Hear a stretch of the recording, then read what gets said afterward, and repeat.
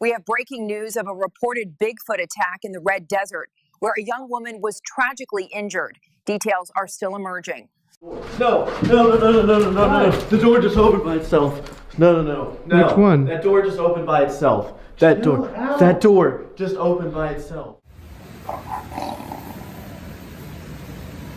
I've got a knife in here. I've got a knife.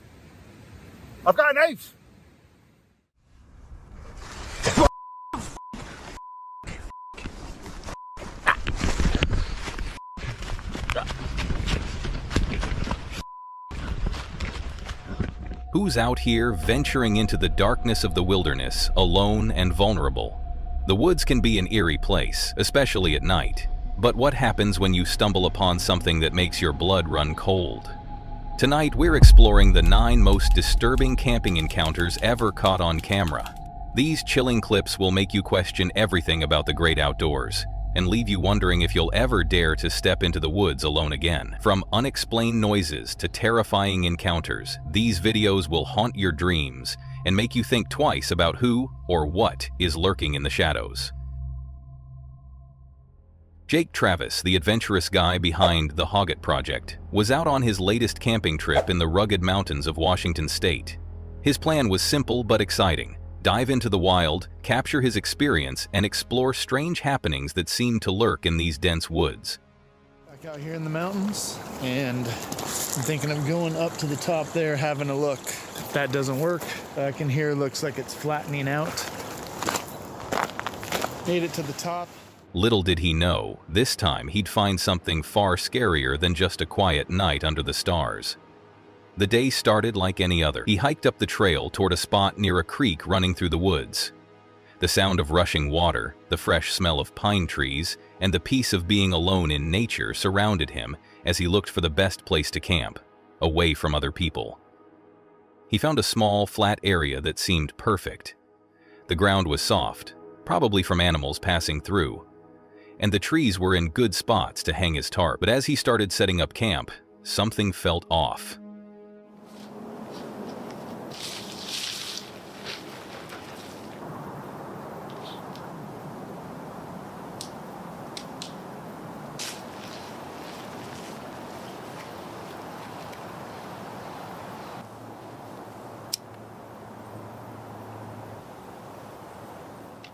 The tarp, which should have been easy, was giving him trouble. The trees weren't in the best spots, and he realized the tarp wasn't square, making it a little harder to set up.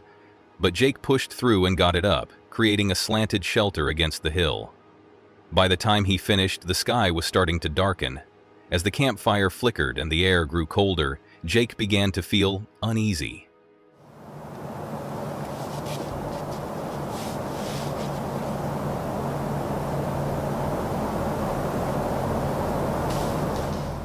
Earlier, he had heard a strange noise, something loud and heavy. Could it have been the wind?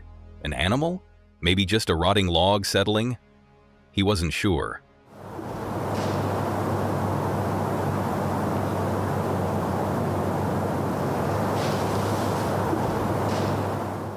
But then, as if the woods were playing tricks on him, another noise came from the forest, this time closer, the crunch of footsteps on dry leaves and twigs.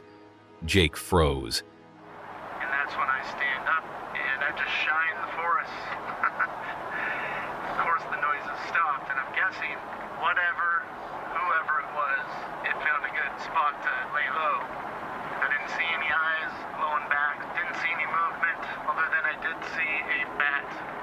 But definitely that is not what made the loud noises.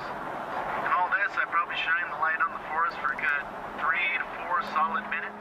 His heart started to race. He slowly stood up, scanning the dark woods. The light from his flashlight cut through the trees, showing only shadows and a bat flying by. But the footsteps had stopped. Whoever, or whatever, had been out there was now gone. A chill ran down his spine. He thought about what to do. Should he stay and keep the fire going, or pack up and leave? And I was like, I'm not scared right now, but I'm also thinking maybe I'm too close to the stream. That's going to attract the animals coming to get a drink. The creek was too close, and the smell of water might attract animals. But still, the strange noises kept nagging at him. He decided it was time to go. As he packed up, he heard another sound. A heavy crunch, closer to the creek this time. Jake quickly finished packing, his senses on high alert. I think I see something small. Maybe it's like a raccoon or something right there by the water. And as I hit the high beam, this is when I see it. I see something standing there on the side of the road, pretending to be a statue. As he walked to his car, he glanced over his shoulder, half expecting to see something following him. And that's when he saw it. At first, he thought it was just an animal, a raccoon maybe, near the water. Whatever this was, decided it was just going to freeze, and then maybe I wouldn't think it was anything. But as I'm looking in that direction, I'm not even kidding, it looks like somebody dressed up in camo. And they've got their back slightly angled away, I'd say like at a 45 degree. They're standing there about 6 feet tall, looking like a human that I just caught that was probably sneaking up on me. That's all I can think. But when he turned on his headlights, what he saw made him feel cold all over. A figure, standing still. It looked like a person, but something wasn't right. It was positioned oddly, like it was trying to hide in the shadows. The figure was dressed head to toe in camouflage, and the way it stood seemed unnatural. There was no movement, just stillness. Jake's instincts screamed that this wasn't a regular hiker. It was like someone had been following him, trying to stay hidden. That is what happened, and eventually after the 20 seconds, he didn't move, he just kept standing there. So I just pretended like, oh, maybe I didn't see you then. On my way out, periodically I'd turn back, check. Nope, didn't see him, he's gone. And that's that. Very, very strange, and I don't know what the plan was for me. For what felt like forever, Jake kept the headlights on the figure. His mind raced. Should he call out? What if this person meant harm? But after what felt like 20 seconds, the figure still hadn't moved. In that moment, the fear that had been creeping up on him took over. If he confronted it, what would happen next? Would the stranger attack? Jake did the only thing he could think of. He pretended not to see it. He acted like everything was normal and, with his heart pounding, he turned away. But as he drove off, he couldn't shake the feeling of being watched. Every time he glanced in the rearview mirror, the figure was gone. He didn't see it again, but the unease stuck with him long after. The mountains had always been his peaceful escape, but after that night, the woods didn't feel so welcoming anymore. Who had been out there with him, and what did they want? Was it just a lost hiker, or was something darker going on? Jay couldn't stop thinking that the woods were hiding more than he was ready to find. The fear of the unknown stayed with him, and as he drove away from the mountains, he wondered, would it be safe to go back? Or had he just stumbled onto something far scarier than he could have imagined? What do you think? Was it just a person in camouflage? Or is there something more mysterious lurking in the woods? The explorer from YouTube channel Grizzly Gaz makes his way through a dark forest, commenting on how spooky the place looks. His flashlight flickers on and off, adding to the eerie feeling. He jokingly mentions that it's a school night, but it's not unusual for him to be out exploring. I'm in this woodland, and I've heard that pagans come in here to do their rituals. Is that what you want to call it? So I'm looking for, it's a large down tree, and it's around this area somewhere. So I'll have to figure out where that is quickly because we're losing light. As he walks deeper into the woods, he talks about rumors of pagans coming to the area for ceremonies, which makes the adventure feel more mysterious. The explorer is looking for a large fallen tree that's said to be connected to pagan rituals. He finds it, but even before seeing any signs of rituals, the place already feels strange. Despite this, he decides to set up camp near the tree. The camera shows the woods getting darker, and his gear only gives off a little light, making the area feel even spookier. Once his tent is ready, the explorer talks about having dinner, bacon mash, and jokes about his dog, Fendi, causing some trouble. He also mentions how cold it's getting, noting the temperature dropping as night falls. Have you ever lost a pair of trousers? I lost my sausage jack trousers, my brown ones, and I've no idea where I put them. I haven't been anywhere to take them and take them off because I only wear them when I go camping, so I've no idea where I put them. While making his food, he tells a funny story about losing a pair of his camping pants, which adds a bit of humor to the creepy atmosphere. He jokes about needing to buy new pants, keeping the mood light. After dinner, the explorer says that once it gets fully dark, he plans to go for a walk. He talks about how creepy the woods are at night, with only his flashlight lighting the way. As he walks further with Fendi, the woods get even more unsettling. He mentions how hard it is to walk through the woods in the dark, with no clear paths, just animal trails. He hears strange noises, like acorns and leaves falling, which are much louder in the quiet night, making it hard to tell if they're just normal sounds or something spooky. As the night goes on, the explorer starts to feel more uneasy. There's a slight breeze in the air, so there's lots of things just dropping from trees because it's autumn now, so there's conkers and all sorts of stuff dropping out over here in front of me. He hears branches cracking, and, with the wind picking up, the sounds from the trees add to the creepy vibe. He thinks about his previous camping experiences, mentioning that while it was fun, he doesn't like doing extra tasks like chopping wood when he's stuck in a small space with bugs. He keeps walking around and notices the feeling of unease growing. There's a sense that something is off as he hears more noises.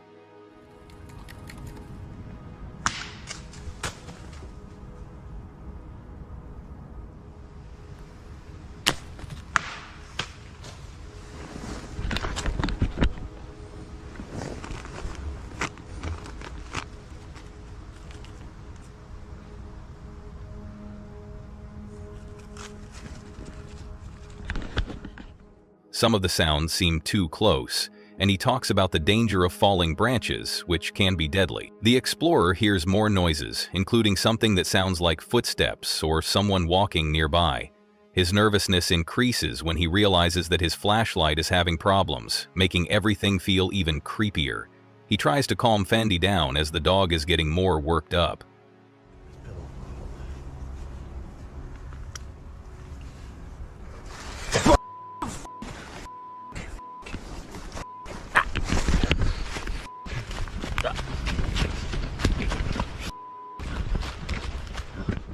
The explorer's worry grows as his light flickers off and on. GoPro's nearly dead and all. Let me try to find a torch. This makes everything feel even more tense. At one point, he mentions that the battery in his GoPro is running low, which adds to his sense of vulnerability. I think best thing to do now is to pack up and get out of here. I don't like being in this tent now, not one bit. I'm going to leave you running to make sure. He starts to feel trapped and more anxious, saying he doesn't want to be in the tent anymore. By now, the tension is high. The explorer hears more strange noises and can't tell if it's just the wind or something else. His flashlight keeps malfunctioning, which makes him even more scared. He talks about how uneasy he feels because of the flickering light, the strange noises, and Fendi acting anxious. He even considers packing up and leaving the woods, feeling disoriented and scared by the darkness. The explorer talks about how things feel even more wrong now, and that he might need to leave the area. His growing panic and the strange sounds are getting stronger. The situation reaches its peak when the explorer hears loud shouting and running noises, as if a large group of people is coming toward his camp. This makes him feel even more exposed and forces him to grab his things quickly. He doesn't want to stay there with those noises getting closer. He hurriedly gathers his gear, leaving behind his tent and some other equipment as he rushes to get out. Wow, what a crazy night that was, eh? When I was packing up, I managed to get my my sleeping bag and everything and get that in my backpack. Then I heard loads and loads of screaming, like shouting from men, and it sounded like there were about 20 or 30 of them. And then they all started running, and it sounded like they were coming towards tent, so I just grabbed my bag and off skis, because my keys were in my bag. His heart races as he realizes the sounds might be close by. In a panic, the explorer leaves the area with Fendi, leaving some camping gear behind. He says that while he's okay with being scared, the thought of losing his equipment makes him more upset. He also notices tears in his tent's cover, which makes him think someone, or something, was messing with his camp. The explorer seems sure that some outside force was trying to make him leave, which makes the mystery of what's going on in the woods even deeper. As the video ends, the explorer is seen running away, still feeling the fear hanging over him. The noise and disturbances in the woods, along with the damaged gear, leave him wondering what really happened that night. The video finishes with a feeling of unease as he reflects on what happened, but without clear answers. Two girls, you might know them from their YouTube channel Camper Vibe, wanting to escape the busy noise of the holiday season, decided to head into the quiet woods of Pluckley, England, a place known not only for its beauty but also for its spooky reputation. Looking for peace and quiet, they set up their tent and got ready for a night under the stars. But this wasn't just any forest. It was one of the most haunted places in the UK. Pluckley, a small village nearby, has the title of Britain's most haunted village. With 14 known ghosts and a strange history of mysterious deaths and disappearances, it's even in the Guinness World Records. If they had looked it up before arriving, they would have known how strange this place was. But they decided to go ahead with their adventure, wanting to ignore the creepy feeling around them. Instead of turning back to go home, the ghosts chose a road on their own. The woods were known for ghost stories, like the ghost of a highwayman who was killed and beheaded in the 18th century. But there were also more recent and disturbing stories about murders and disappearances, which made the place feel even more unsettling. As night fell, the girls, with a ukulele, a campfire, and a simple dinner of meatballs and pasta, tried to relax. But the forest had other plans. The peaceful sounds of the forest quickly changed to odd noises. Honestly, I've never known a woods with so many strange noises. It's not just your normal birds and stuff and planes. There's a lot of planes. There's like this weird... I don't really know how to describe it, but burn out in a bit, sit here and enjoy a fire for a little while and then head to bed. The hammock's really comfy, thank God, so I should sleep well, I would think. Where's my big bean? What was that noise? Footsteps, movement near their tent.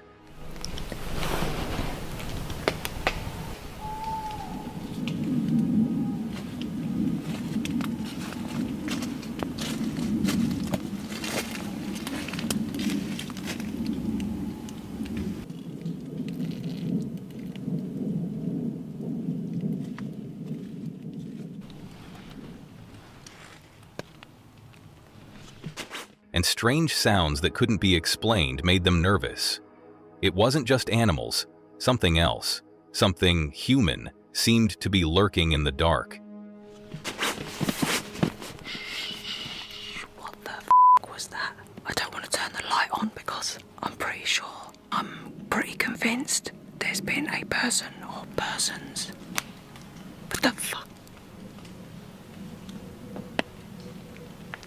I've never wanted the morning to come as much as I do right now.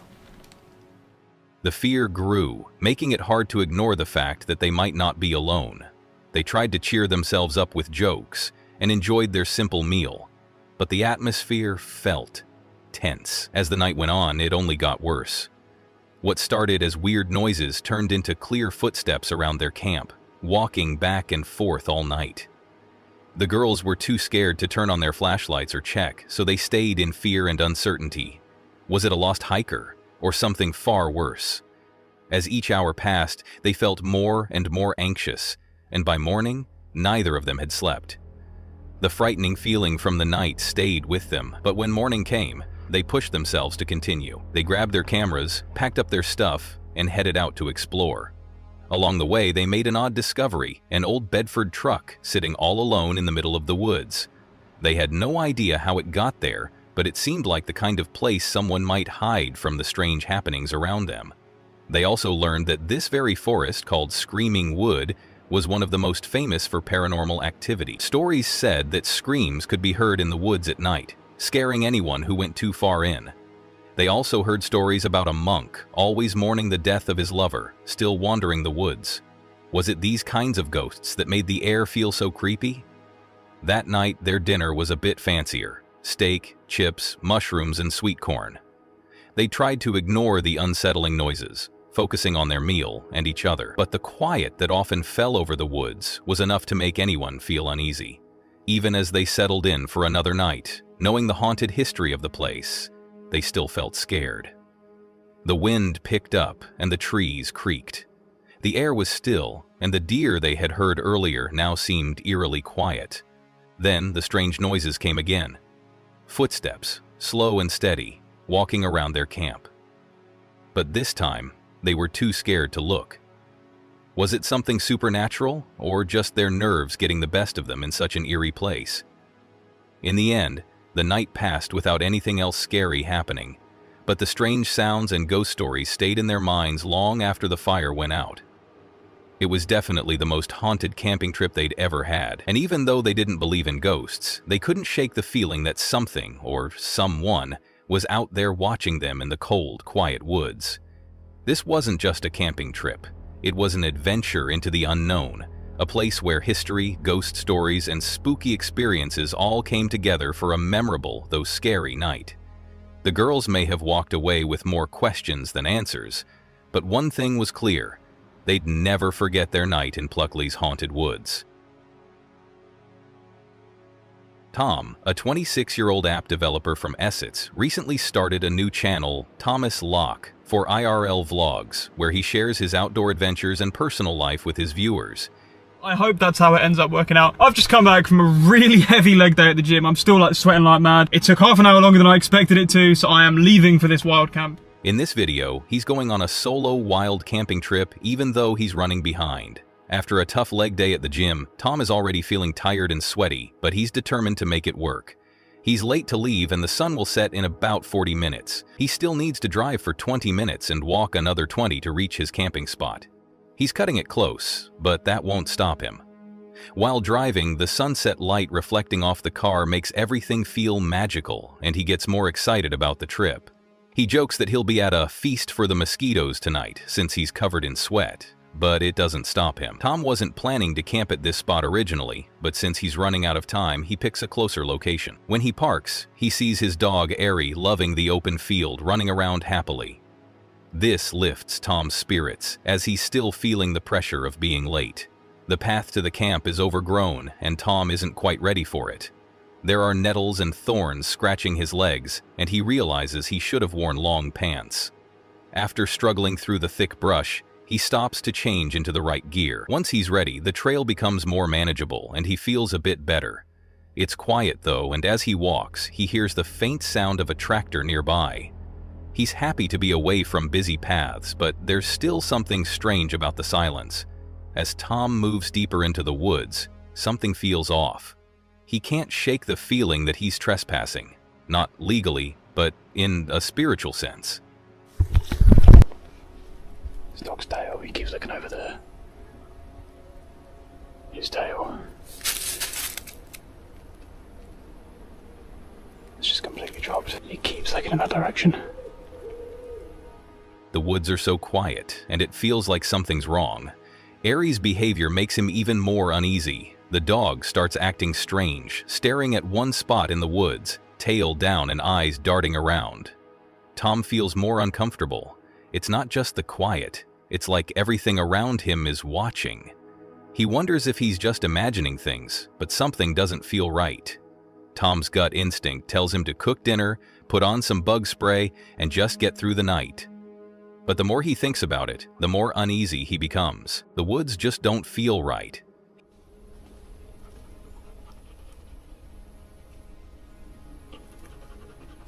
Just birds, mate, just birds. Yep.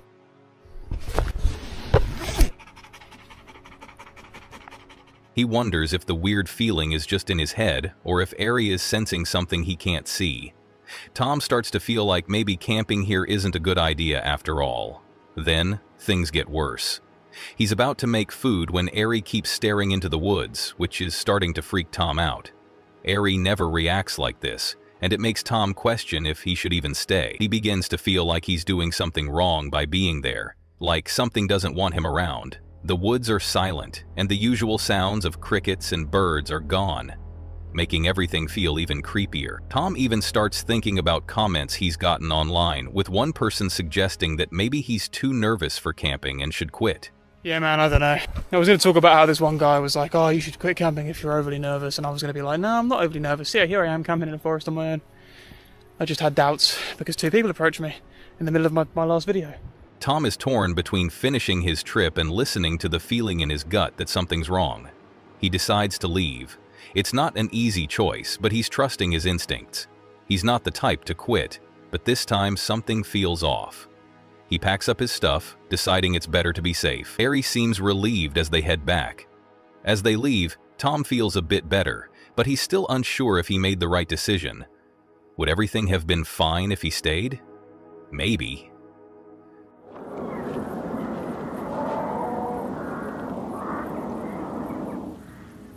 But just as he's thinking about it, something strange happens. Out of nowhere, he hears a loud noise from the woods that makes the hairs on the back of his neck stand up.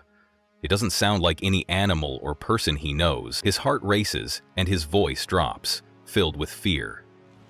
You won't have heard that because I've got my mic on me.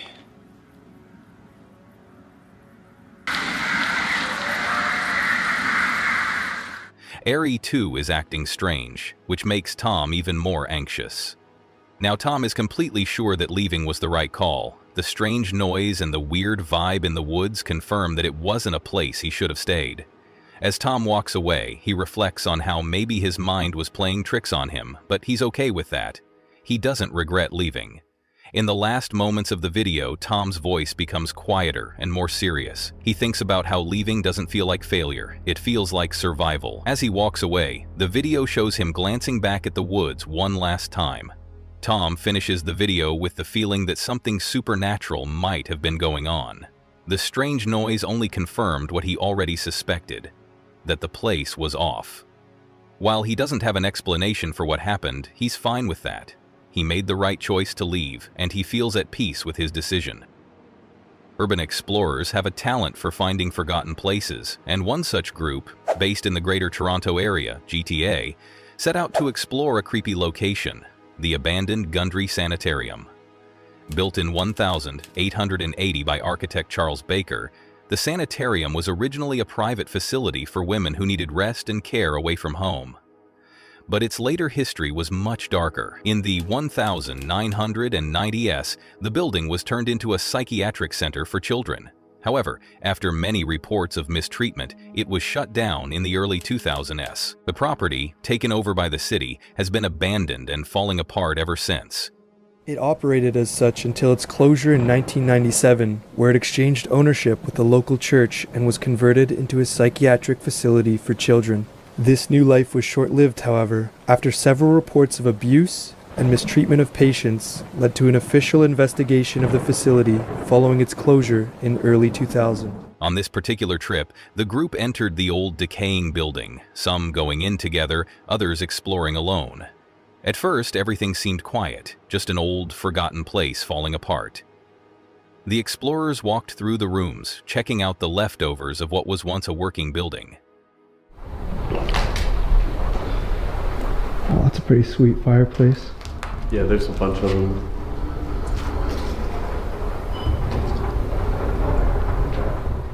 They found old fireplaces, broken windows, and a strange level of damage. The walls had stories to tell. Peeling paint, abandoned furniture, and signs of a past life scattered across the rooms. But as the group explored deeper, the unsettling feeling in the sanitarium started to grow. No. The door just opened by itself. No. Which one? That door just opened by itself. That door just opened by itself. One of the explorers, Dan, found something strange. A door in a particular room opened by itself. The strange sounds and moving objects were things they had heard about, but now they were seeing them for themselves. Was it the wind, or was something or someone moving these things? As they went on, a sense of worry grew. The building had a history of people being treated badly, and as they explored further, the group started to feel that the building's past was still there, almost as if the place was filled with memories of what had happened. You said you found another dead cat? Yeah. They put a flower with it? Yeah, that's what I'm saying. Damn, that's messed Is up. somebody killing cats and just... I don't think so. The explorers found something disturbing. A dead cat, still smelling bad, trapped inside the building. Dan thought the poor animal might have wandered in and couldn't find a way out, but the smell stuck around, mixing with the rotting air, showing that this place had been empty for a long time, but still not totally abandoned. They also found odd marks on the walls, children's drawings, religious papers, and strange messages. Even though they didn't believe in ghosts at first, the group couldn't help but notice some weird things happening. Yeah.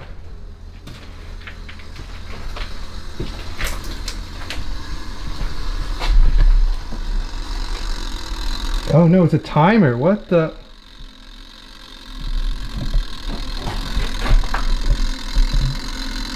Did you wind up this timer?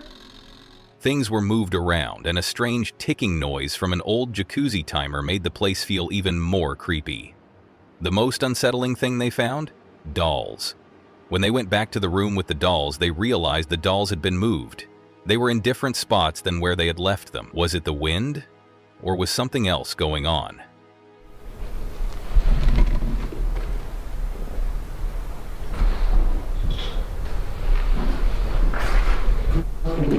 As the group kept exploring, they found another room where the door opened on its own again. It was like something, or someone, was behind it, pulling the door open. The cold air, strange noises, and the feeling of being watched made them uneasy. They pushed on, trying to figure out what was happening. In one of the last moments, they went into the basement and found more strange signs. Look at the old pipework.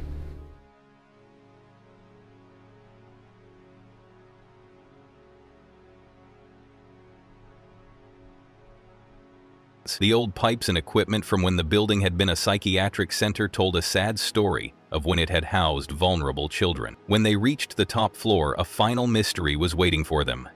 The dolls had been moved again, in a room where the atmosphere felt heavy, like they weren't alone. Was the Gundry Sanitarium haunted? Was something living in the walls making those strange sounds? Or was it just their minds playing tricks in such a run-down, creepy place? The explorers didn't have answers, but they did have footage, proof of their experience. Strange moments caught on camera that they couldn't explain. In the end, the haunted sanitarium stayed as it was, forgotten, falling apart, and full of mystery. What happened to the children who were there? What forces still lurk in the shadows? Maybe some questions are better left unanswered.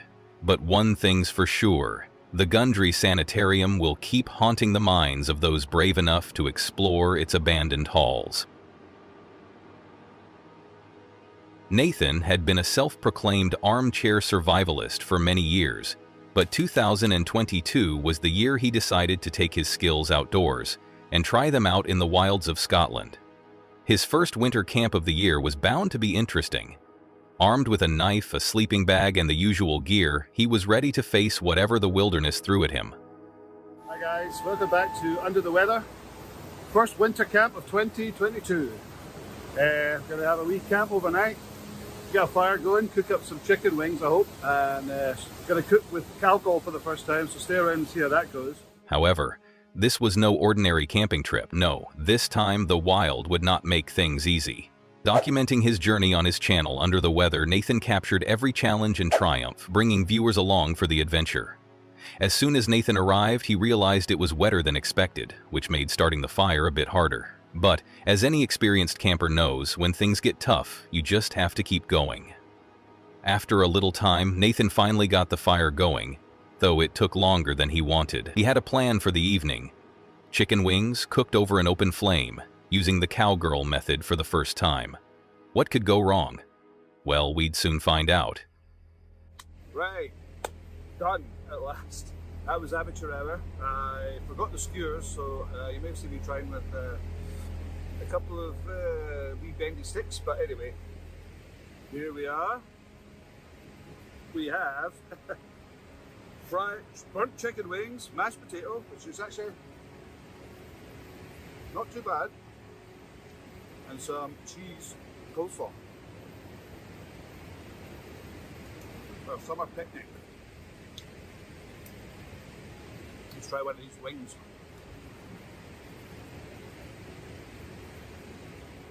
Next, it was time to try out his new sleeping bag. Nathan had brought along a fine nature hike sleeping bag designed for winter camping.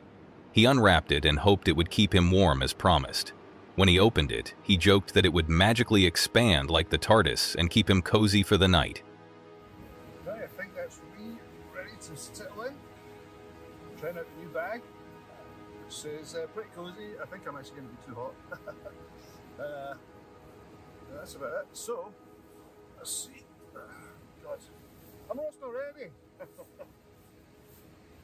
Oh, feels good. Oh, that feels good. A bit too hot, but right. So I think I'm going to go to sleep. And unless something crazy happens, I will see you in the morning. Good night. He left it to puff up, trusting the goose down to do its job. After a little while, the bag seemed ready and looked promising. Nathan was excited about it, but would it be enough to keep him warm in the cold of the night? Now, with the fire and sleeping bag under control. Got milk with me today. Oh, I don't know how much this might take. But I had to buy a new cup from Primark. Not Primark, from Lidl. Not sure how much liquid it can take. Turn. Turn, you bugger. Right. May drink it of that. It was time for the coffee. Nathan pulled out a new cup from Lidl, not from Primark, he made sure to point out, and got ready to brew. There was just one small problem. He couldn't figure out how to close the lid properly. After a few tries, he finally got his coffee ready, though some milk had spilled and it was a little frustrating. It was a small issue, but it added to the challenges of the night. Then came the moment Nathan had been waiting for. Cooking the chicken wings. The fire was going, the chicken was seasoned, but there was one problem. Nathan forgot the skewers. No problem though, improvising was key in the wild, so he grabbed a couple of bendy sticks, and that would have to do. The chicken wings were placed over the flames, and after a little work, Nathan ended up with what could only be called fried burnt chicken wings. It wasn't a gourmet meal, but it was edible, and surprisingly, it tasted good once he added a lot of Tabasco sauce. A side of mashed potatoes and coleslaw completed the meal, which wasn't too bad, considering the situation. And as funny as it may seem, basing the chicken with Tabasco sauce, that's heaven. And the only food descriptive in the word donut. By this point, night was falling, and it was clear that things wouldn't be getting any easier. The outside world was wet and muddy, and though it wasn't raining, everything was damp. Nathan decided it was time to retreat to his tent. With the sound of a nearby waterfall as the only background noise, he settled in, book in hand, and started to relax, until his mind began to play tricks on him. The wind picked up, and it was then that he heard something strange. At first, it was a distant sound.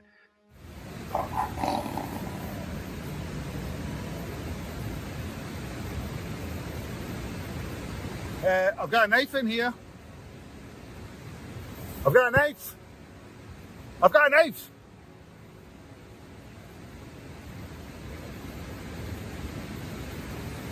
Right. Something like a laugh. Was there someone else out there with him? Impossible. Nathan was sure he was alone, isolated on a tiny island with rivers on both sides. No one could possibly be nearby. But the laughter kept going, followed by the sound of footsteps near the water. Hello? Hello? Hello? Jesus Christ! Fuck that. Nathan's heart began to race. Was it an animal? Was there someone out there? He didn't know. In his nervous state, he joked that if anything happened to him, this would be his last will and testament, but he was really feeling unsettled. After hearing what sounded like someone moving near the water, Nathan quickly grabbed his knife and got ready to investigate. His heart was pounding as he heard more sounds. Was someone there? Or was it just his mind playing tricks on him? He didn't want to find out, so he quickly ran back into the tent, trying to convince himself it was just the wind or something natural. He eventually managed to fall asleep, but not without a lingering sense of worry. When morning came, bringing sunlight and some relief, Nathan decided to check outside. Thankfully, the strange noises hadn't been caused by any dangerous visitors, though his fire had long since gone out because of the wet conditions. Everything looked the same, wet, cold, and a little less magical than he had hoped. But Nathan was ready with some modern fire-starting methods, and soon he had a small fire going again. He thought briefly about the night, the strange noises, the mistakes, and the small wins. He hadn't expected it to be easy, but this was all part of the adventure. There were still lessons to be learned, and the day was just beginning. Packing up his gear and taking one last look at the wilderness around him, Nathan couldn't help but feel proud. The wilderness had thrown everything it could at him: wet weather, tough fires, an eerie night, and even a mistake with the chicken wings. But he had made it, and he'd learned something new along the way. Before leaving, he gave a quick shout-out to viewers. Like and subscribe if you can, I really appreciate it.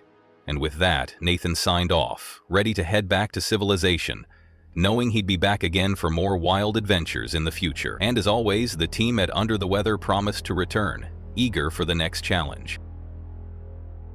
The video from the YouTube channel Grizzly Gaz begins with the host and their dog Fendi setting off to explore an old ruined church that still has its tall tower, along with a forgotten graveyard that is said to be haunted.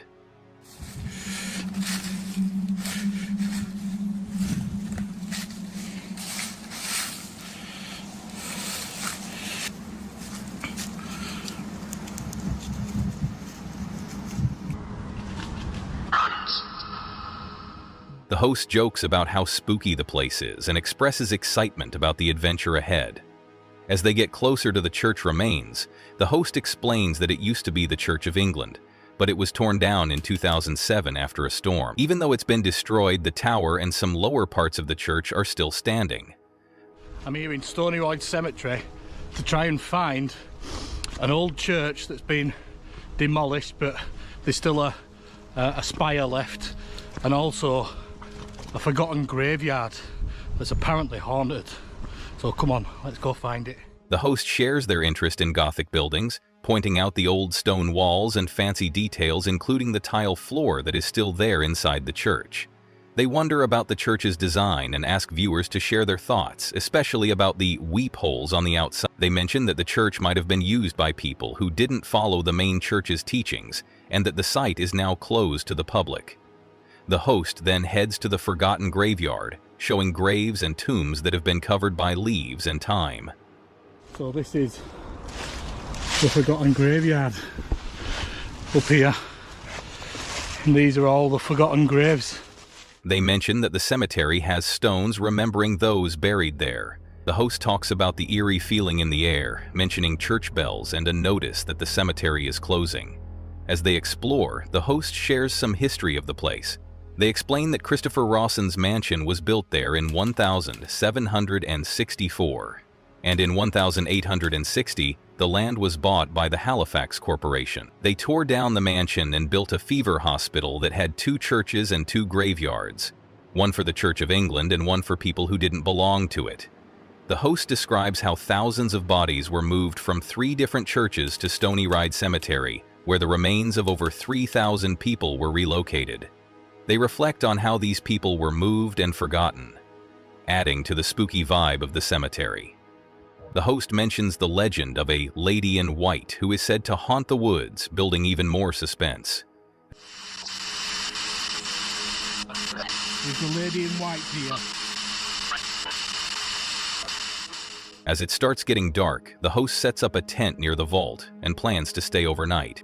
There it is. There's a setup. Seat of summit. Comfort light pad. The Nature Hike CW 400 sleeping pad. That's Fendi's Seat of Summit pad. Trekology pillow. They joke about their camping gear, like the sleeping pad and pillow, and remind themselves to keep the tent zipped to keep bugs out. While setting up, the host points out that Fendi is acting strangely, which adds to the creepy atmosphere. Setting up the tent gives a break from the tension, with a nice view of Halifax in the background. Once the camp is ready, the host uses an EVP, electronic voice phenomenon, device to try and communicate with any spirits around. The device responds with the word lower, followed by Albert. If someone's here, Will you come and say something into this device?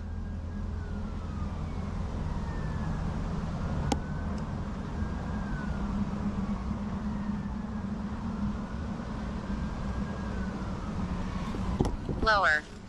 Lower? The host is curious and asks if Albert is there. Fendi, who has been acting odd, runs under a structure, which makes everything feel even spookier. The host jokes about it, but strange things are starting to happen. As night falls, the host walks deeper into the graveyard with Fendi, using a GoPro to record. They're unsure about the footage in the dark, but they're determined to keep exploring. They find a dark and spooky part of the site, where they hear strange noises and see shadows that might be from ghosts.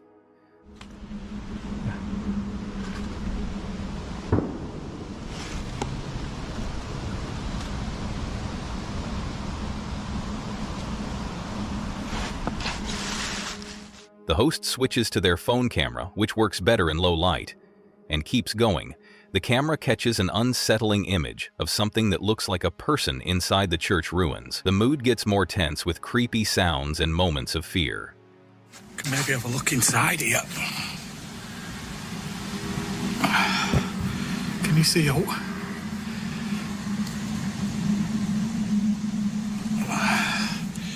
At one point, the host finds a disturbing image of a cat in a pet cemetery and jokes about the movie Pet Sematary. This makes everything feel even creepier, and the host mentions that they might need to leave soon before things get even weirder. They keep exploring, focusing on the spooky church tower and the haunting stained glass in the moonlight. The mystery deepens as the host comments on the beauty of the place, even though it feels eerie. As the night goes on, the host has a strange moment when they see something they describe as a strange little creature. It's hard to tell if it's an animal or something else, but the host is a little shaken. Fendi seems to sense something too, but the host reassures the viewers, saying that they have their dog for protection. They're relieved when the exploration for the night ends, but the feeling of tension still lingers, leaving the door open for more spooky events. The video switches to the next morning, with the host waking up around 6:30 a.m. as the sun starts to rise. They think back on the experience, noting that nothing especially paranormal happened during the night, though the atmosphere was still unsettling. They joke about their camping gear, including a comfy sleeping bag, and share a funny moment with Fendi. The host says that nothing supernatural happened, but they still feel the thrill of the eerie adventure. Larry's channel, Work Less, Enjoy Life More, was all about getting away from the stress of always working and living with less pressure. He used to run his own businesses, working long hours and feeling like his days off didn't really exist. He realized his life was taken over by responsibilities, big properties to take care of, bills piling up, and decided to sell every. Now he works less than part-time, just enough to pay his bills, and spends his time in places like this, places most people only visit on weekends, if that. I used to have my own businesses, I worked a lot, felt like even on my days off, they weren't days off.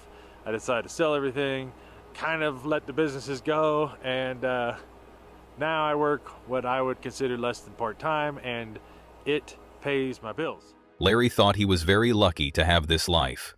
One evening, Larry was camping in a beautiful, quiet spot, far away from the busy world. The temperature was finally cooling down to 78 DGF, and he had a fan going to help move the air, since his air conditioner had broken the week before. He thought he had about an hour or two before it got fully dark, so he decided to relax and maybe watch some TV while waiting for the heat to drop. It was supposed to be a peaceful, easy evening, just the kind of thing he had been working for.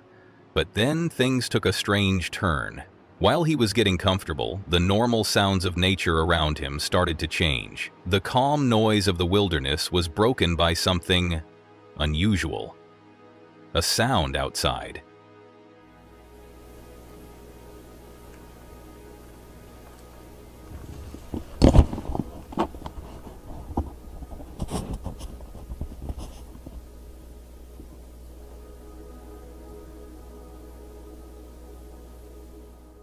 At first, it was quiet, but clear, a distant sound of footsteps walking outside his camp.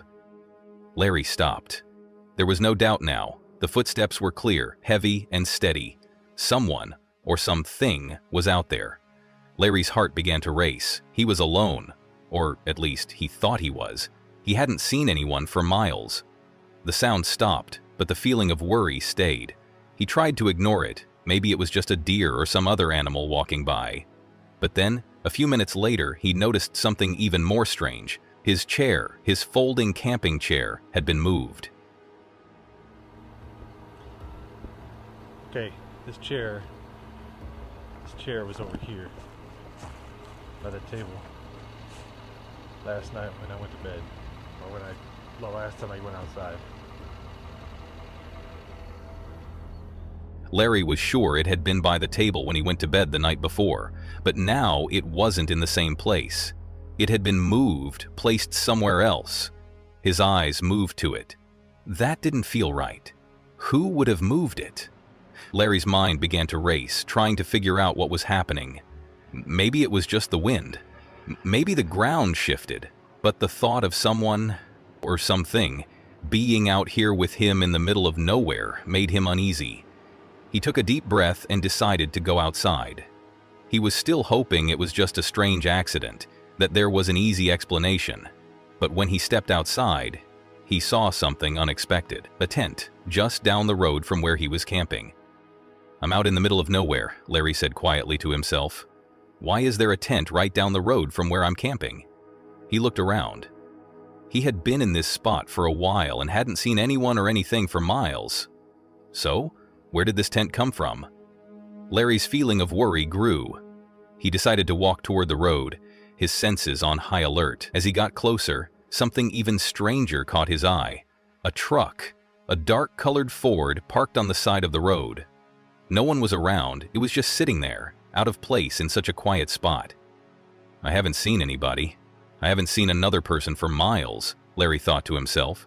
The whole thing didn't make sense. A tent, a truck, but no people.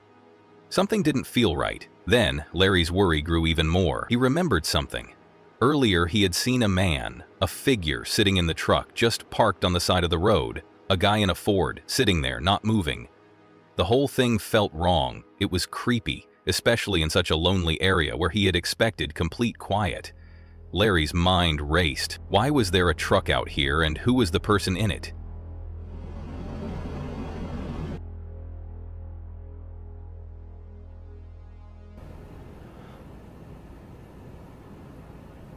I'm out in the middle of nowhere.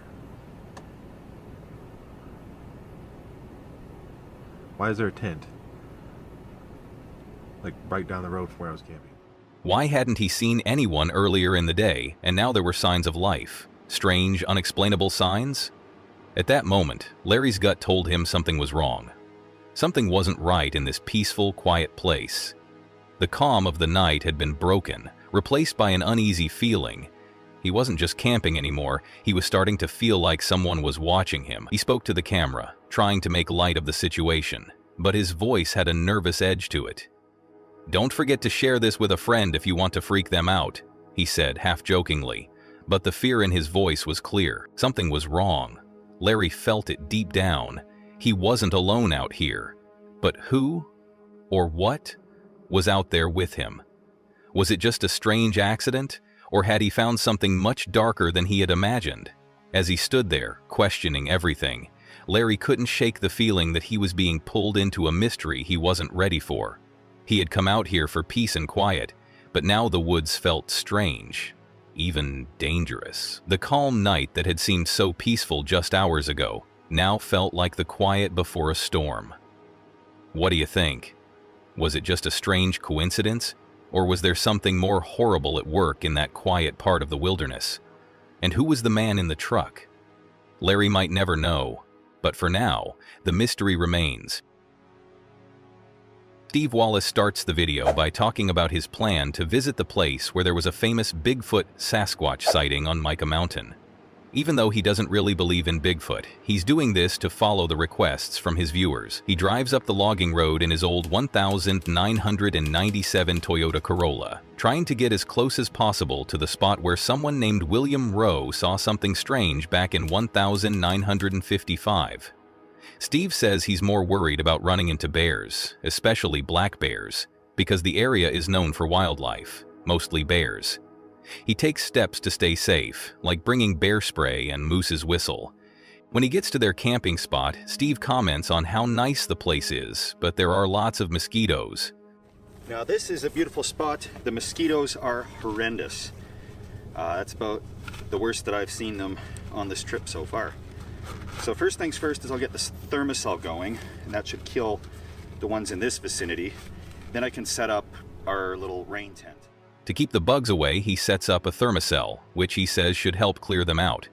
He then sets up a small rain shelter to keep them dry since the weather forecast says it might rain.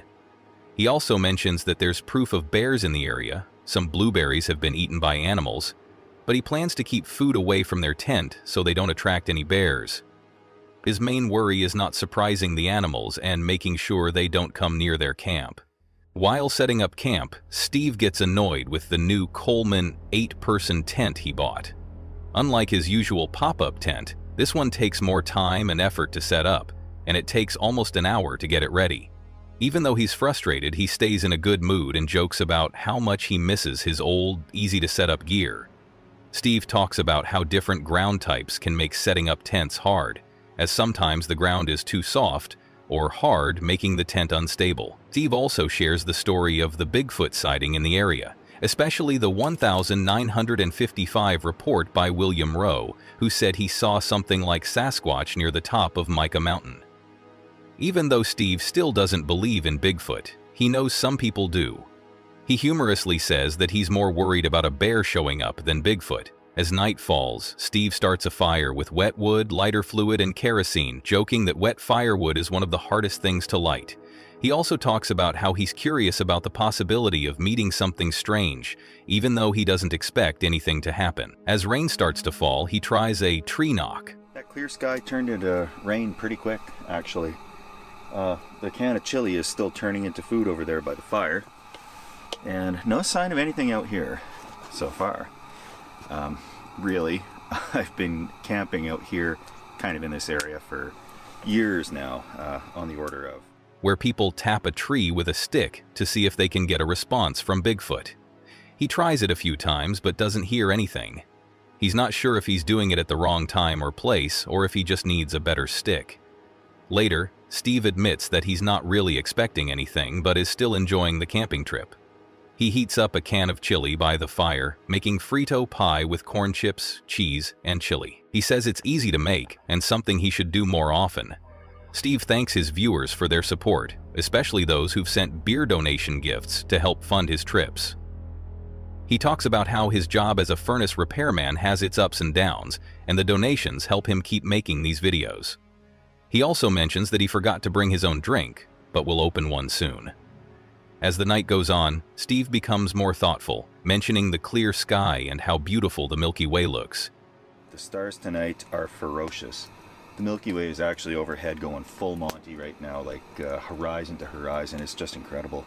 I'm going to try and snap some stills of that because I can't get it on film. He wonders if animals act differently on nights without the moon, thinking they might stay quiet because it's so dark. Even though the sky is peaceful, the rain starts falling again, and he keeps working on his meal. He hasn't heard or seen anything strange, but he stays cautious, always looking around. Around 11 p.m., Steve decides to try tapping a tree again to see if he gets a response. Still, nothing happens. He laughs at himself, saying he probably needs a better stick and that Bigfoot hunting is just a game of chance.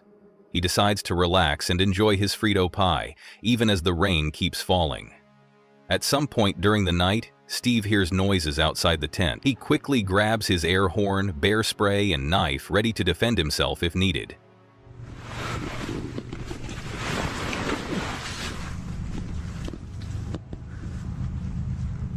I'm getting close.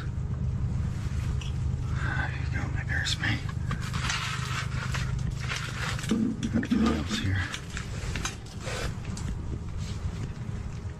He's not sure if it's a bear, Bigfoot, or something else, but the sounds are close enough to make him nervous. After a little while, he stays calm and waits for the noise to stop. He checks outside but doesn't see anything, so he stays alert, unsure if it was just an animal or something more unusual. The night passes without anything bad happening, though Steve admits he didn't sleep well because he was worried about what might be outside.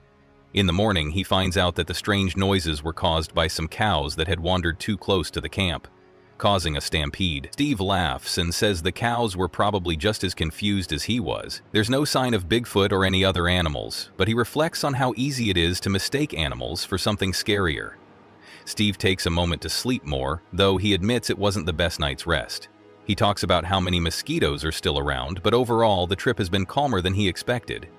He ends by saying that even though he doesn't believe in Sasquatch, he stays open to the idea, though he's still more worried about bears. He finishes by reviewing the tent, saying it was a good purchase despite the setup issues, and that he'll bring it on future trips.